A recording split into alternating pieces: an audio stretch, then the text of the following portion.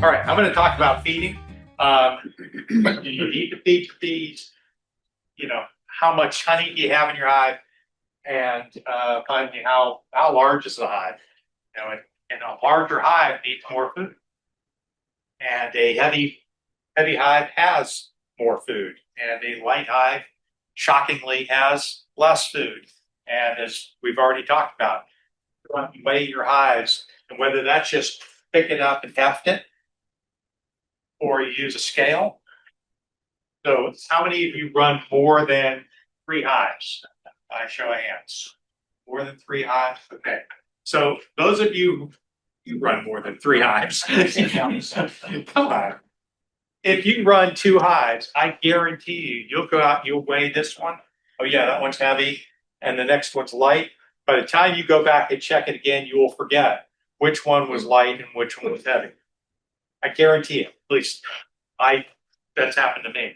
They want to track this stuff some way or another. Whether you put an H on the back of a hive, or use your Hive Tracks app, or you have a notebook, write it down whether it's heavy or light. Now, heavy and light to you today might mean something different than when you cricked your neck and you went out and everything's heavy. Anything over 2 pounds is heavy to you because your neck hurts. And so lifting causes that pain. So I think a fishing scale or some kind of a scale is not a bad way to do things. You simply lift half that in, you look at the scale and go, okay, that sucker's 27 pounds or 43 pounds or whatever, and write it down in your notepad. Write it on the back of the hive.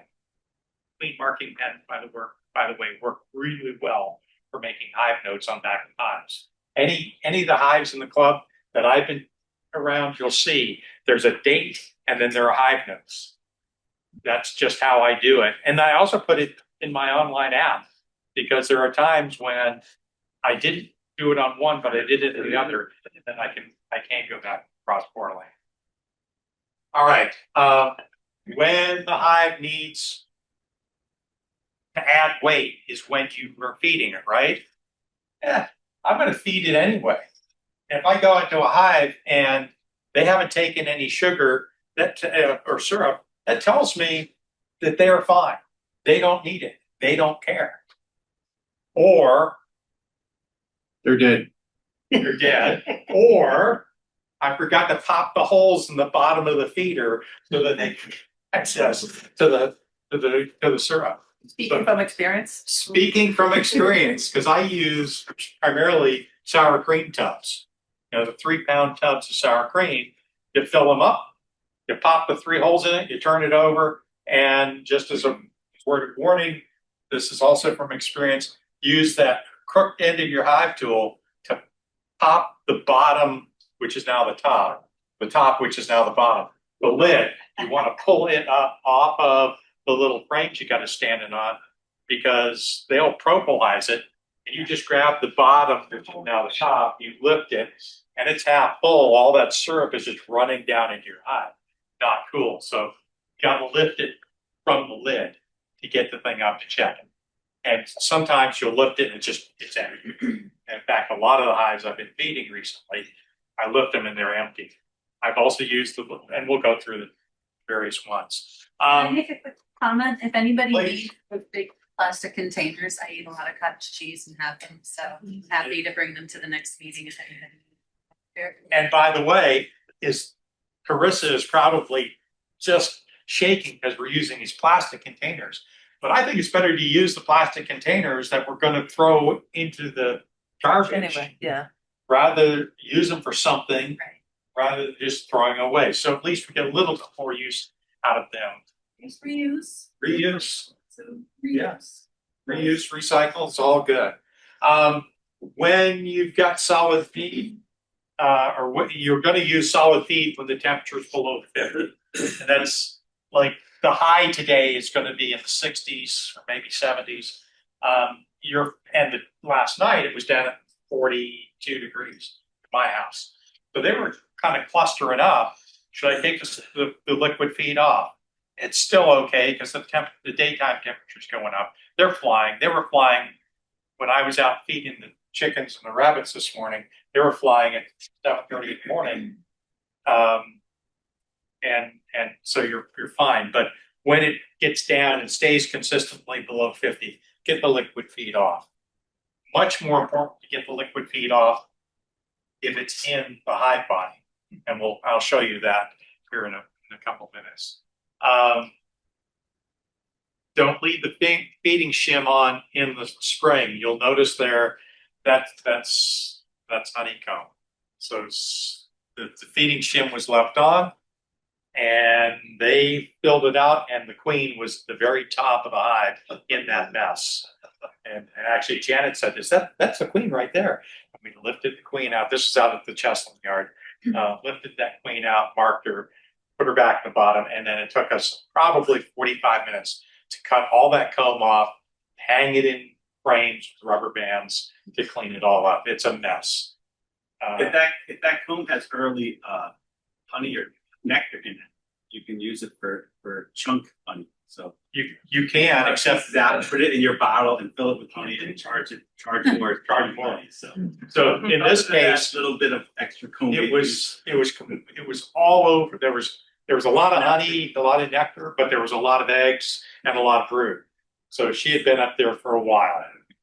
So it's like this, it was just a mess. It was a medium box, cutting all that stuff out. So it's not a lot of fun. So don't forget to take your shims off. All right, so the homemade liquid feeders. Yeah, there you go. There's a sour cream container right there. You've got the mason jars that you can use. You know, up there at the top, down in the center, middle. Those are the entrance feeders that you should never use at an entrance. But you could put entrance feeders on the top of your hive and put a shim or a box around it, and then cover it, and you can feed that way. Never use the entrance feeders in the front of the hive. Why? Because it creates a robbing, the opportunity. Thank you. Yeah. So you've got this wonderful syrup sitting in the front of the hive, and the bees from outside are going, "Oh, it's right here." So the defenders in that hive are overwhelmed. They can't put enough guards out to protect their source of syrup, and then all these bees are robbing all that out. Once it's empty, they go, "Ooh, I smell more honey in there." And You now get away with it early in the season when the nectar's out there. But now, if you do that, you're basically inviting the hive to get robbed out. What if you give it to everybody? You know what else around you? Yeah, you've got hives. Every hive within 2 miles. And then you always have one hive that's greedy, Paul. You know one that. The wasps are right now looking for liquid feed right now as well. So other bees are not the only invasive pest that you have to worry about. So I would worry about the wasp and the hornets as well. Yeah, definitely, Chris. I may have missed this and I apologize, but did you go over why you should feed or the circumstances in which you should feed? I didn't. Like, Why wouldn't you feed your bees?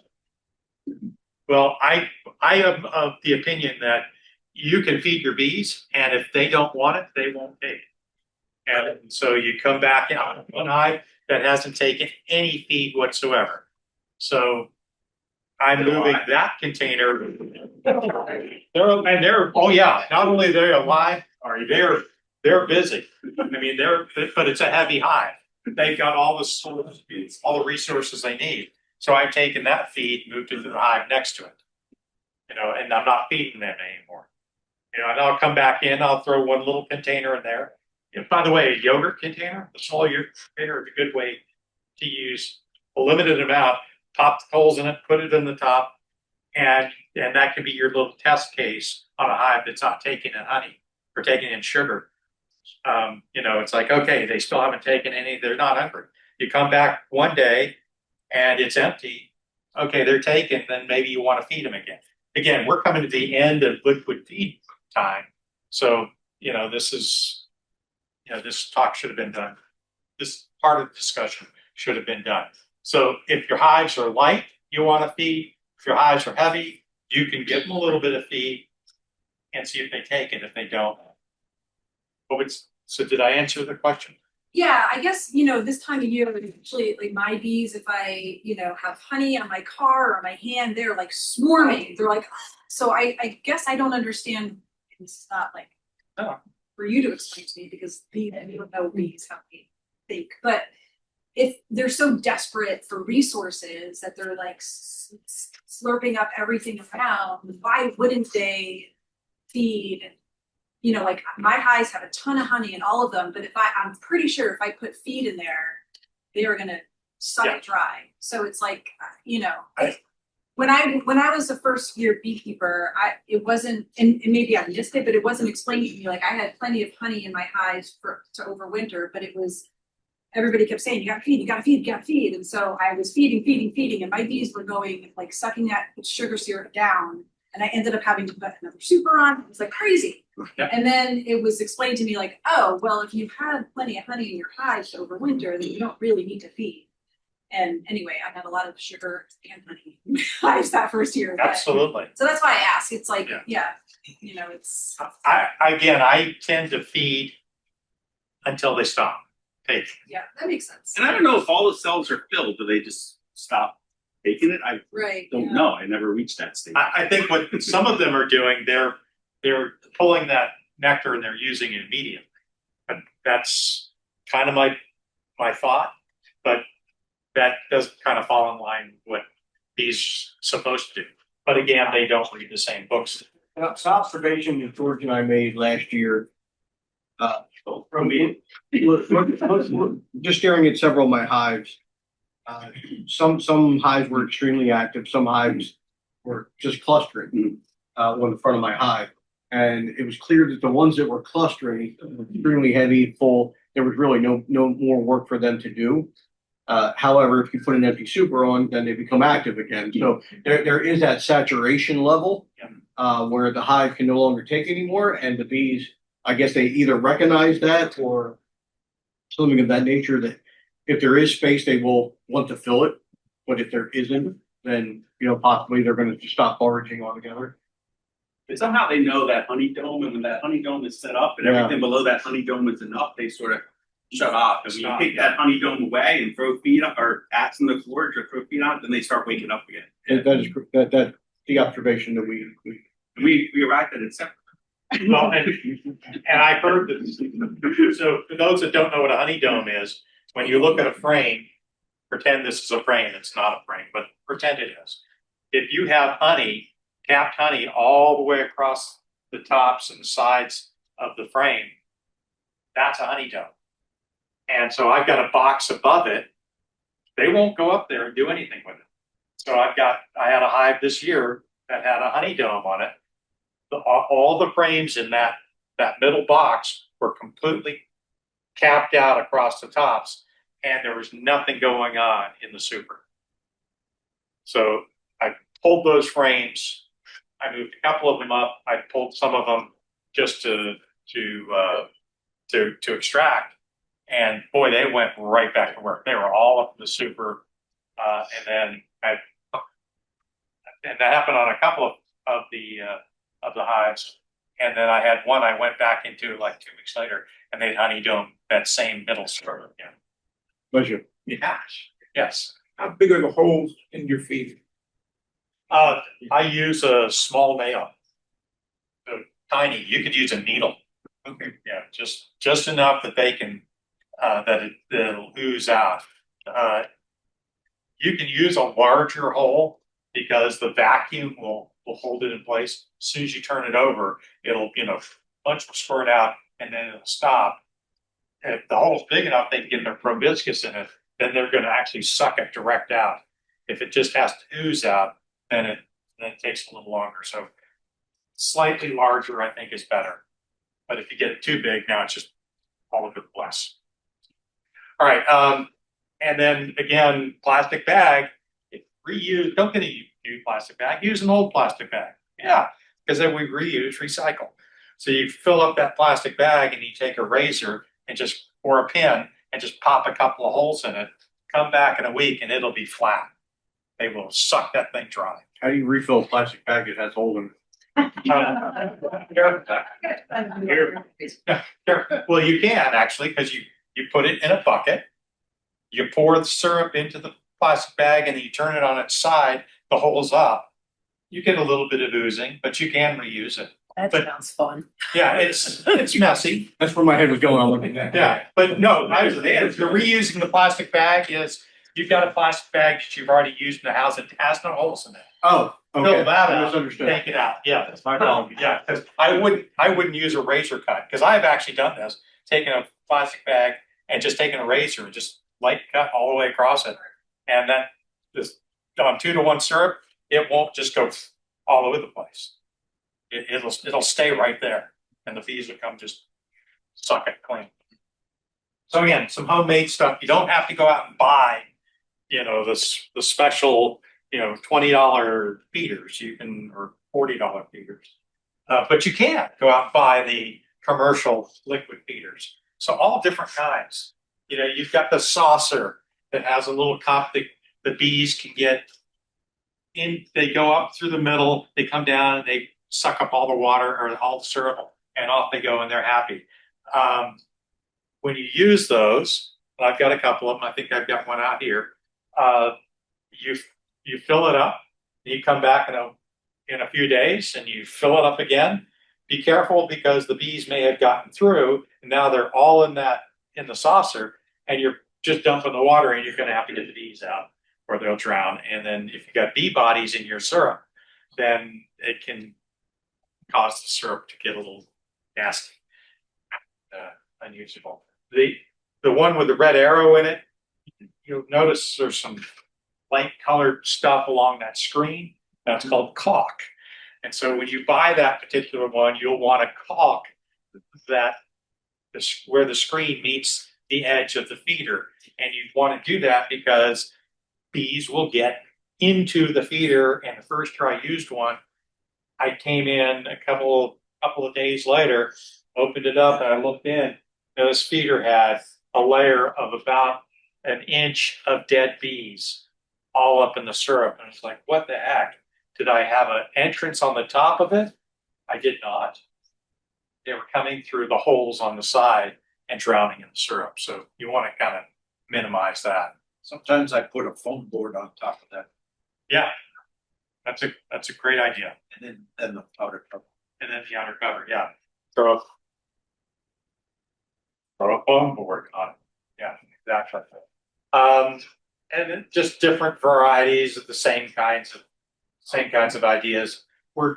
George and I were talking about doing a club project where we build some of these top feeders that you see that has the floating slats. I have that one, it's awesome. Yeah. Or think about maybe do it as a club project where you come in and we can build them, and you've got these. There's no really great top feeders for newts where you can put like 2 gallons of syrup. They don't exist. They just don't. Yeah. Krista, do those ever get saturated and the wood sinks? No, I mean, it's nice because it, as the syrup goes down the wood. it goes with it, yeah. I've never had Yeah. dead bees. And other commercial feeders, you'll see the in-frame feeders. The good news about the in-frame feeder, you always put them on the left or on the right. And then when you take that top box, you just move it over about that far. You can fill them up without having to take the whole box off. You scoot it over, fill them up, and off you go. The bad news is you're having to pull frames out to put this feeder in place. You may forget it's there, and you leave it in over the winter. If it's full of liquid, that's really bad because it becomes a cold soak. And now you've got all of this cold stuff in your hive, which you don't want to have done. You'll also always find dead bees down in these ladders. The holes and the ladder on the right side here, that is so the bees climb down, suck up the water or suck up the syrup, and then climb back out without drowning. They're thinning the herd. The stupid ones fall in, but as you refill it, you want to pull that ladder out, dump the dead bees out, put the ladder back in, because you've got dead bodies. Bees will eventually go, that's just nasty, and we're not going to mess with it. Again, don't use, there's an example of a front feeder that's being, it hasn't completely got started being robbed out yet, but it's well on the way of getting robbed out. You might stay away from those. All right. Solid feeding. So this is the stuff that you're going to start doing here shortly. If you need to feed, you want to go to solid feeding. So there's the candy board. By the way, if you're gonna make candy board, make sure you use cane sugar. If it doesn't say cane sugar, don't use it because it's probably beet sugar, and beet sugar has to be tempered up to a much higher temperature before it will set up. If it ever set, I've never had the beet sugar set up. So you want to use cane sugar. Yeah, Walmart sells beet sugar in their 25-pound bag. So if you're getting your sugar from Walmart, do not try to make candy. Unless it says cane sugar. Costco sells cane sugar, Walmart sells beet sugar. Raw sugar is also not the best either. Say it again. Raw sugar and raw sugar. Raw sugar bad. Yeah, don't use any kind of sugar that is, it's got to be white, nasty, refined sugar. Anything else is, if it's caramelized, then the bees actually can't use all of that product because the caramelization is a burning, with molasses, it's burnt. So the sugar cakes that you see up here on the upper right, basically you're just taking sugar in a container, you're mixing in a little bit of water, and then just playing patty cake and then letting them either dry or you can put them in the oven at a low temperature, let them dry there. And they're not completely solid, but they're fairly solid. You can put them on a screen board. You can just put them right on top of the frames. I do a lot of my feeding above the inner cover. But when it gets to be cold out, the inner cover goes above and I put a shim and then the feed goes on it. The screen that you see there does help stuff just go oozing, like the fondant will ooze down between the frames and it becomes a real pain to get out as you come into spring. Trying to get the fondant out so I can pull a frame to do my inspection. Well, now I'm in there for 30 minutes trying to get the fondant out so I can clean it up. Well, if it's cool, you've now chilled your brood and that's bad. So keeping it cleaner is better. So using the screen can help clean that up. The mountain cap method, George and I have had this conversation a few times. You put down a bunch of newspaper and then you just pour the granulated sugar right on top of the newspaper and the bees will do wonderful things with it. Well, the wonderful thing I've noticed they've done and George had noticed that they've done is they chew the newspaper from the bottom and the sugar just falls to the bottom of the hive. And you end up with, I put 10 pounds on and I found 5 pounds like, below the screen bottom board or on the bottom board. And With insulation, it's hot. yeah, and you got all this chewed up newspaper down there too. So I don't find it to be all that effective. The fondant, pain in the butt. But the method that actually George Watman told me about was you take your block of fondant, you put it on the edge of the table, you get your cake knife or your serrated blade, and you start the cut. And as you're cutting, you're kind of pulling the fondant off. You just keep doing that and then just let it flop into a box that's down below it. That seemed to work really, really well. The first couple of times I tried it, by the time I was done, I couldn't feel my fingers. I got a real workout, a real burn. You're trying to cut this stuff and it's healing as you're cutting it. By the time you get to the bottom of the cut, the top is now healed back then. So as you're cutting it, you have to pull it away. So that's the trick to the fondant.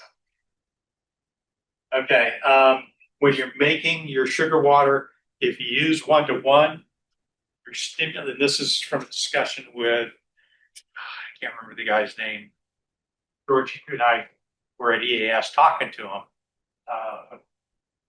thousands of hives up in upstate New York, they move back and forth. If you feed, his statement was, you feed 1-to-1, you're inducing brood. They will start brooding up. If you feed them 2-to-1, they'll start storing. So that's why you always hear about feeding 1-to-1 in the spring and 2-to-1 in the fall, because you're wanting to brood up in the spring and you're wanting to have them store that sugar water in the fall. So you can use a little bit of vinegar, like a tablespoon per gallon, and that will help keep it from fermenting. More importantly, keep it from molding and mildewing, because that's a thing. Okay, but you don't want it. They won't take fermented sugar water, and the mold and they'll deal with it, but they're not as happy. And I did that accidentally as an experiment. I had one that had a bunch of mold in it, two plastic containers. One had mold in it, the other one didn't, and they emptied this one twice without the mold, and before they even started to touch that one, and you could just tell they were not interested in the molding one. Yeah. I put a little bleach in sometimes. Bleach is not a bad thing to do either. If you have city water, you have bleach in your water. I'm on a well, I got no bleach in my water, so adding a little bit of bleach can make a difference. It doesn't have to be a lot, but I think Keith told a story. He had put a bunch, inadvertently, he was cleaning out his one piece of equipment, and he had like a cup of bleach in there that he threw in there. And he went back in, and the bees were going at it. It didn't affect him at all. Yeah, I mean, you have water, throw a little bit of bleach in your sugar syrup. What's a Just little put it bit? up, just put it up in so it turns color. It'll go colorless. You said 5 cc's in a gallon. Something like that. 5 cc's in a gallon. You know, a little lid full of cap full of bleach in there. It's not going to hurt at all. I use bleach in my. They go to pools. What's in pools? Chlorine. Chlorine. Yeah. So, they're drinking bleach water. They kind of like it. And if they're sucking it down, it's less of an issue, I suppose. But if you're going to store it or they're not eating fast, that's when you need to be a little more concerned about it. You need to be observant of what's going on. Yeah. Why are they not taking from this container, but they are from the container? Open it up and inspect it, smell it. If your feeder's not empty in 2 days, here's something. Yeah. Something. Either they're full or there's a problem with that syrup. Yeah. Okay. You can also use like honeybee healthy or other essential oils as a feeding stimulant. Someone gave me some and I poured some in. It smelled nice. I don't know if the bees liked it or not. I'll find out next time I check. You can do open feeding. Over on the far right-hand side, that's open feeding. I don't do open feeding, but what I do is I set stuff out for them to clean up. Like when I do my, I generally will do 50 or 100 pounds of syrup at a time. So I put 50 pounds of sugar in, and then 3 gallons of water. 3 gallons of water weighs 24 pounds. 24 pounds of water and 50 pounds of honey is 2-to-1. Okay. And then a little bit of a cup of vinegar. Yes. So yesterday I noticed that everything was really low in my hive. So I made my ratio 1-to-1 because I don't know what I'm doing. And right now it's sitting on my counter because it was hot and I was letting it cool and I was going to put it in.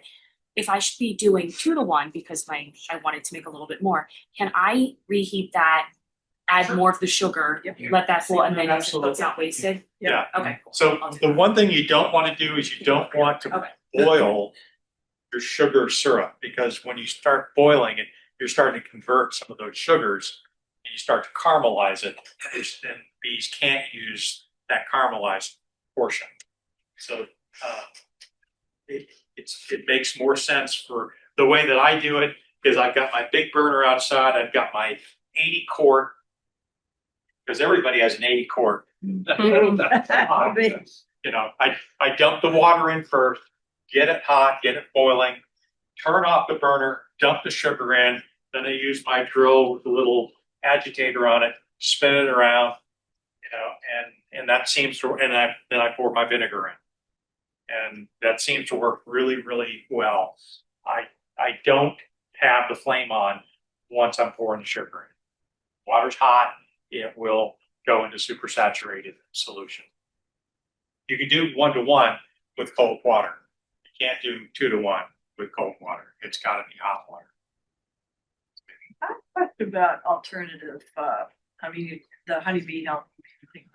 I have some honey from, I don't know when or where, and I'm never gonna eat it. Eat it, right. Can I give it, is it too late to give it to them now? I mean, So there was an article that I read years ago that said the bees do better with sugar water over winter than they do with honey. And the reason is there's more particulate in the honey that makes them poop. Okay, and since they don't poop in the hive, if we have a cold winter, you're gonna start running into issues. And a cold it's a cold 20-degree day, but it's sunny and the bees fly out, and you go out about 10-15 feet from the hive, you start to see that they've augured in. So they're flying out to go poop, and that feels so good, and then realize, oh, it's really cold. Oh, it's really cold, and they freeze. I maybe that's just me talking, but I'd certainly feed them the honey in the spring. okay, so. And that will stimulate in the same way that a 1-to-1 would? I don't know if it would do the same, but they'll eat it, and Right. you're not, which means you're not wasting it. Right. That's in my mind. That's more the important part is the wastefulness. I was thinking that, that it was too late, but maybe earlier in the fall, what they would do is they would just take that and store it. Yeah. But so you think I'm past the point at which they're gonna store it, they need to consume instead? It depends on what the weather does over the next few days. Okay, I mean, if it's supposed to be kind of warm over the next couple of days, so you could just lay it out. They'll clean it up. That's for sure. What they'll do with it, I don't know. Okay. By the way, doing a gallon at a time or 10 pounds at a time, if you've got 2 hives, that's perfectly fine. For those of you who have a significant other that says, why is there sugars all over the floor and the counters? And so generally this is sent to the guys in the room because, ladies would never do this. Clean up. When you spill it, clean it. Make the mess. All right. So, we talked about how heavy should your hive be. When I first got into beekeeping 10 years ago, I kept hearing the hive should weigh 100 pounds going into winter. 100 pounds going into winter. Make sure your hives weigh 100 pounds. They'll never survive the winter. So some of that was because 10 years ago, most people were running double deeps. 10 frame double deep, so 20 deep frames. And if you didn't have 100 pounds of honey in there, you might not make it. And also because they were deep and there were 2 of them, you had a lot of bees. You had a lot of bees to feed. Now I'm hearing more of 60 to 70 pounds of hive weight. If you're running a single, you can get away with a lot less. So how heavy should it be? My guesstimate is 30 to 40 pounds of honey, which means, how much does your equipment weigh? Is it 20 pounds? Is it 25 pounds? Is it, you run double mediums for winter? Double or triple? Yeah, double or triple mediums, which is basically a double deep. So you depending on the size of your hive, you need to have some heft to it. Okay, so that's one thing that's important. It needs to have some weight. If you reach out one finger and pick up the back of your hive, you're in trouble. You're not in trouble. Your bees are in trouble. So can you get them? Can you get them to wait right now? Maybe. I had a hive a couple of years ago, single medium. You know, the cluster size was tiny. It's not going to survive. George actually came over and we looked at this thing and we said, okay, let's just dump lots of feed on top of it. You know, put some insulation on it. It's the hive that gave me that next year, gave me 125 pounds of honey. And there's no way it should have survived, but it did. You know, and I've seen big, massive hives, lots of bees that didn't make it because there was too much. So there can be too little and there can be too much. You get so many bees going through all of that food and they starve because they went through all their food come January, which is also really important. You have to go out and check your hives. I think it's probably monthly during the winter. Go out and just heft them. And that'll give you a feel for, oh yeah, I need to start planning on feeding this hive. Because I see that weight, or I put the fishing scale on it and go, oh yeah, they've eaten 15 pounds in the past month. What did we learn last time from the chestnut? Well, a double 5-frame nuke consumed 15 pounds of honey through last year's winter. Now they're 5/5 winter, but all winter long, the 5/5 configuration consumed on average of 15 pounds. And It's 5 pounds a month, or no, you know, we talked about this like in November and December and January, it's only like a pound or two because they don't have brood. And then once brood starts in January and February, then it triples, you know. And so, but basically from November 1st through the middle of March, those 5/5 nukes consumed only 15 pounds. And it was very tight. So we overwintered 13 5/5 nukes out there, and the range was basically 13 to 17 pounds. Now, granted, they were all managed the same way. They were all thick insulation at the top, no top ventilation, solid bottom board. You know, they all had the same genetics because basically CCBA genetics. So it's not surprising that the variability of honey consumption for those hives was very narrow, but pretty much only 13 to 17 pounds. Now that may not apply to your situation if you're running a double deep, if you're running 10 frames, if you're, you know, but 5/5 nukes, 15 pounds of food consumption in the winter. so That's how we get away. You do. That's how we get away with knowing that. That's how Ed and I are getting away with overwintering smaller colonies and smaller boxes because we know. We laugh at people that feed their hives up to 100 pounds, honestly, because we know it's necessary. We're kind of careful how we're saying that, but we have the data and the evidence to show that you don't need to get to 100 pounds to survive the winter. Oh, and the fondant is the box in the middle. I think we're gonna do, was it $55? I'm not sure. A box. Sugar, the cost of the fondant has gone up this year. Yeah. Go figure. So, And we're doing 90/10 fondant. you're going to see an email about the fondant program that we do. We always buy fondant. The email is going to go out and tell you that you need to pre-order it. So you're going to need to pre-order it so we know how much to get. And the other ask of that email is going to be, I need somebody who can move 4,000 pounds of fondant. I can't move 4,000 pounds of fondant. My truck can't do it. But there's always somebody in the club who has a truck and a trailer who helps us out. Say, yeah, I can drive out to Leola, pick up 4,000 pounds and bring it to wherever we need to get it. And that ask is going to go out. And again, if I don't have anybody to move 4,000 pounds of fondant, we don't do it. But that's never been the case. Someone's always stepped up and said, yeah, I'll move 4,000 pounds of fondant. Or we send 4 people with pickup trucks and do 1,000 pounds each. I don't want to do that. Yeah, that's much more painful.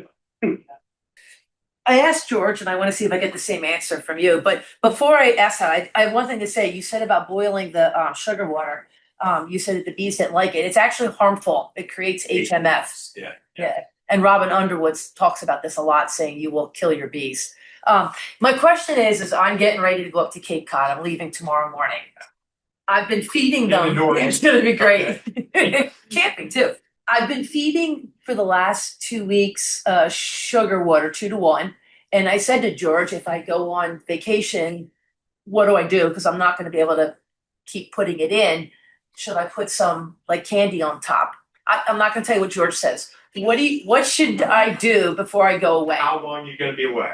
From Sunday to Sunday. Okay, and looking at the weather forecast for Rain, next week, right. it's not going to be that cold. I would dump as much liquid on there as I possibly could. And then when you get back, you pull it off and reassess. I'm gonna have to do more containers. I just have little, what do you call it, cottage cheese containers. Right.